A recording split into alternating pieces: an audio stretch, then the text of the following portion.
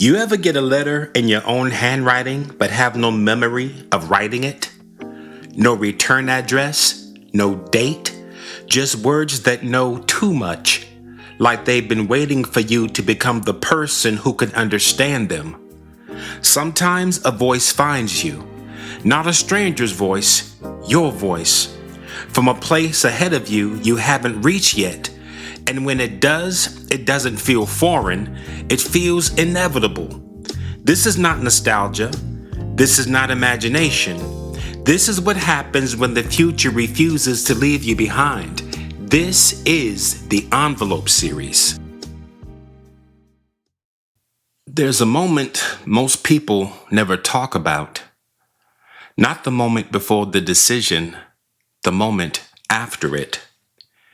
People imagine change begins with noise, excitement, momentum, the rush of finally deciding to do something different. That's how it looks in the movies. Music swelling, energy rising, some dramatic breakthrough that makes everything clear. But that isn't what it feels like when a decision is real. When a decision is real, something quieter arrives.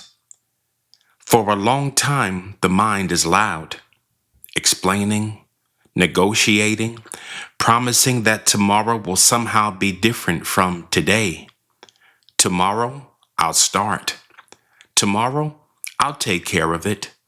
Tomorrow, I will become the person I keep saying I'm going to be. And the storm just keeps on going. Noise, movement, arguments with yourself that never quite end. But something shifts the moment the decision stops being a conversation and becomes a commitment. The noise disappears, almost the way a storm does when the wind suddenly drops and the water begins to settle. One moment, everything is crashing around you. The next moment, everything is still. And that's when the next letter arrived. You always thought the storm was the problem, and it wasn't. The storm was only the sound of you arguing with yourself. For years, you believed the battle was between discipline and comfort, between effort and ease. But that was never the real conflict. The real conflict was between the person you already knew you could become and the version of yourself that kept asking for more time. That's why the storm was so loud. Every promise you made to yourself created another wave. Tomorrow, next week, when things slow down, when life becomes easier. But the moment the decision becomes real, the storm loses its power. Not because life becomes simple, because the argument ends. Scripture described that moment in a way that has echoed for centuries. Peace, be still. And suddenly, the water that was crashing around you becomes calm enough to see your reflection.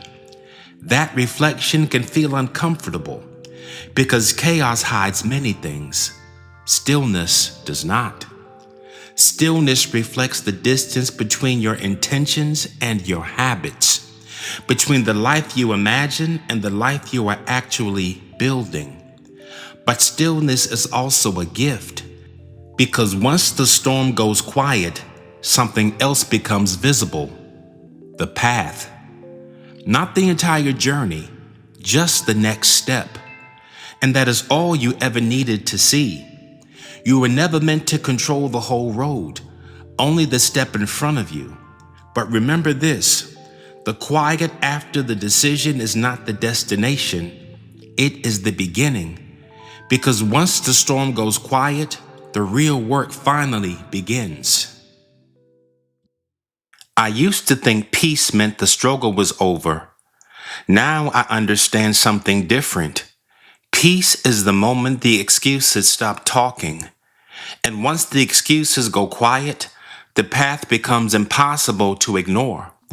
Because once the storm goes quiet, the real work finally begins.